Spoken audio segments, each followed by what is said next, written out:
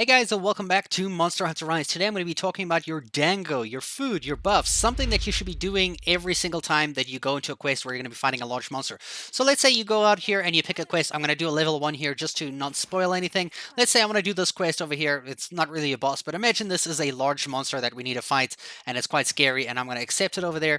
Now before pressing ZR to depart and go straight into the mission, what you're actually going to do is run over to the canteen over here and you're going to sit down and you're going to make a dango. And I'm going to tell you everything you need to know about having your dango. So you can either pay with money or points. I always pay with money because you're going to be getting money a lot more frequently. The daily special is Rosie. You can see the effect that we're going to be getting is plus 50 health and plus 50 stamina. Now this is very important. 50 health is a lot of health, guys. 50 stamina is a lot of stamina. These you cannot go into a large monster fight without these effects. So pay with money, order your bunny dongo, and now you can actually build your dongo. You can pick 3 different effects there and you'll see the percentage of how likely that effect is going to take place. Now if you read at the bottom middle of the screen there, you can see this is the dango feet one. It says it prevents me from getting knocked on my butt, and it has a 55% chance to activate. So this kind of effect isn't that worthwhile, especially since I might not get it, because 55%, this game treats it like way worse than 55%, by the way. Like,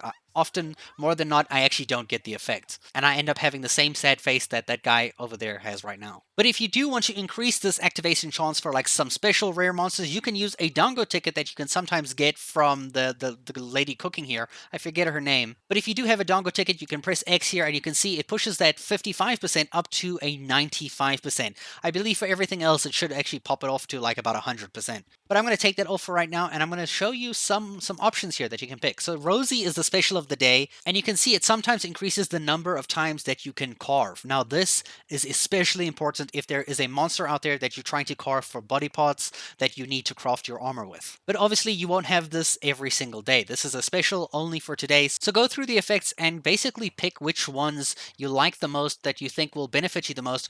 There are a lot of ones that are like pretty basic.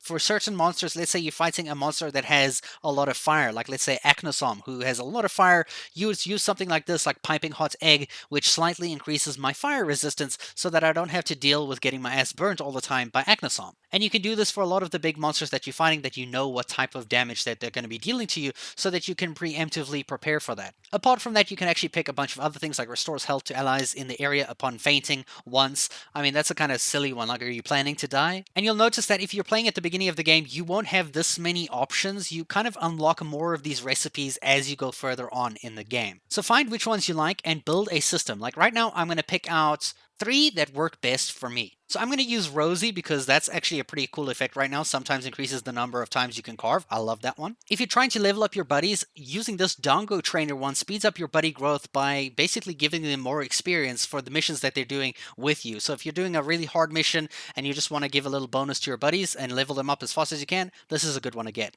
And if you're trying to collect honey early on in the game, the Dontgo Gatherer one, increasing the quantity of honey obtained when gathering, you can also have that one there. And now what I'm going to show you is you can actually register certain sets. So I'm going to register to a set, and I'm going to put it in number 3. These are basically like recipes that you've saved over time. So I'm going to put this one over here, register it over there. Now if I go back here and I don't want to get this here, you can actually go order the usual and pick your usual set that you've made. But now I'm going to use this one over here, and all you have to do is press A, order the set, and then wait for the screen to change. As soon as it hits here, press the plus button on your on your controller, and it will exit it, and you will see that you'll get the increase, and you'll also see the stats or the dangos that were effective in applying at the bottom right. Sometimes you might see only 2 of them. That means one of the effects, the percentage didn't reach. So like that one that had 55% might not actually show up there, which means you didn't get that effect for this time.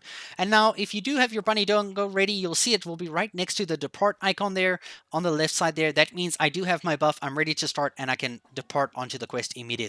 So let's say you actually started the quest and you forgot to take your dango food. You forgot to take your buff. You're not going to have as much health and stamina as I have right now on my screen. You see that health and stamina bar go really far with that extra 50 points. Now, if you go to your tent, you can actually eat dangos from your tent. I don't know if people know this, but you can actually go to this option right over here, eat a meal, and you can actually select dangos and create and eat from your tent. You just can't have the special of the day. So that dango carver one, I won't be able to select, but any other dango meal I'll be able to have from my tent and be in here at least enough to get the 50 health and the 50 stamina so that my hunt is going to go a lot more smoothly. And that's pretty much everything I wanted to show you guys with Dongo eating in the game Monster Hunter Rise. I hope you guys enjoyed this video. If you do have any tips to leave for me and other people in the comments below, please feel free. I do reply to every single comment myself as well, and I'll see you guys in a future video. Thank you so much for watching.